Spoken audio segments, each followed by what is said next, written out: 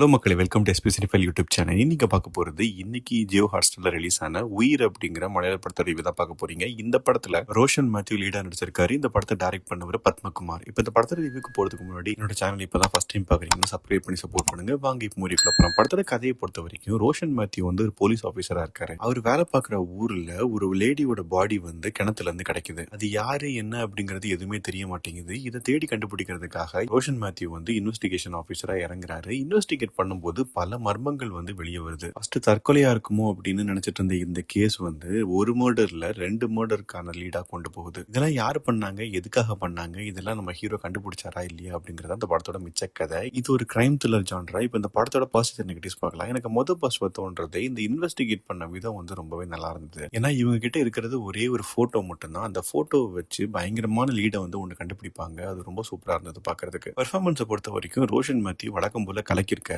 Emotional sequence எல்லாமே வந்து ரொம்பவே அழகா பெர்ஃபார்ம் பண்ணியிருந்தாரு. அண்ட் சஸ்பென்ஸ் ஃபேக்டரும் இந்த படத்துல நிறையவே இருக்குது. ஏன்னா அந்த கேஸ் ஆல்மோஸ்ட் சால்வ் ஆயிடுச்சு அப்படின்னு நம்ம நினைக்கும் போது இன்னொரு விஷயம் வந்து ஓப்பன் ஆகுது. அது சால்வ் ஆகும்னு நினைக்கும் போது இன்னொரு விஷயம் ஓப்பன் ஆகுது. இப்படி பேக் டு பேக் வந்து நம்மள என்கேஜிங்கா வச்சிருக்காங்க. அண்ட் இந்த படத்துல வந்து எமோஷனல் ஆஸ்பெக்டும் வந்து நல்லாவே ஒர்க் அவுட் ஆயிருக்குது. அதாவது குழந்தையே இல்லாத ஒருத்தர், குழந்தை இருந்தும் அதை தவற விட்ட ஒரு ஃபேமிலி, அப்படி இருக்கிற பட்சத்துல அவங்க 2 பேரும் சேர்ந்து ஒரு விஷயத்த பண்ணுவாங்க. அதுதான் அந்த படத்தோட ஹைலைட். குறிப்பா கிளைமேக்ஸ் சீக்வன்ஸ்ல வந்து எமோஷன் நல்லாவே ஒர்க் அவுட் ஆயிருந்தது. அண்ட் மலையாள படத்தை பொறுத்த வரைக்கும் லொகேஷனுக்கு பஞ்சமே கிடையாது. லொகேஷன்ஸ் எல்லாமே வேற லெவல்ல இருந்தது. அதை என்ஹான்ஸ் பண்ற விதமா சினிமோட்டோகிராஃபியும் ரொம்பவே சூப்பரா இருந்தது. மியூசிக்கை பொறுத்தவரை சித்ரா ஒரு பாட்டு பாடியிருக்காங்க. அது கேட்கறதுக்கு அவ்வளவு சோல்ஃபுல்லா இருந்தது. அண்ட் பிஜிஎம் நல்லா இருந்தது. இதெல்லாம் தான் அந்த படத்தோட பாசிட்டிவ்ஸ். அப்படி நெகட்டிவ் பார்க்கலாம். எனக்கு முதல் நெகட்டிவா தோன்றது, இந்த படத்துல மொத்தம் 3 சீக்வன்ஸ் நடக்கும். அதுல ஃபர்ஸ்டும் செகண்டும் கொஞ்சம் இன்ட்ரெஸ்டிங்கா போகும். 3வது சீக்வன்ஸ் போகும்போது ரொம்ப டிராகா எடுத்திருப்பாங்க. ஏன்னா நமக்கு 2 சீக்வன்ஸ் பார்த்து முடிச்ச உடனே ஓகே படம் முடிஞ்சிருச்சுடா அப்படின்னு நம்ம பார்க்கும்போது படம் இன்னும் 1/2 மணி நேரம் டியூரேஷன் இருக்கும். அந்த பார்ட்டியும் கொஞ்சம் கிறிஸ்பா பண்ணிருக்கலாம். ஏன்னா ரொம்ப வளவளன்னு எடுத்துட்டாங்க. மொத்தத்தில் இந்த படத்தை பத்தி சொல்லணும் அப்படின்னா இது ஒரு உண்மை சம்பவத்தை பேஸ் பண்ணி எடுக்கப்பட்ட படம். சின்ன சின்ன ட்விஸ்டும் இருக்குது, எமோஷனல் ஆஸ்பெக்ட்ஸும் இருக்குது. ஸோ என்னை பொறுத்த வரைக்கும் கண்டிப்பா இது ஒன் டைம் வாட்சபிள் மூவி தான். ஜியோ ஹாட்ஸ்டார்ல தமிழ்லயும் இருக்குது. இன்கேஸ் நீங்க பாத்தீங்கன்னா உங்க ஒப்பீனியன் என்ன அப்படிங்கறத கமெண்ட் செக்ஷன்ல சொல்லுங்க. அடுத்த ரிவ்யூல சந்திக்கிறேன். பை,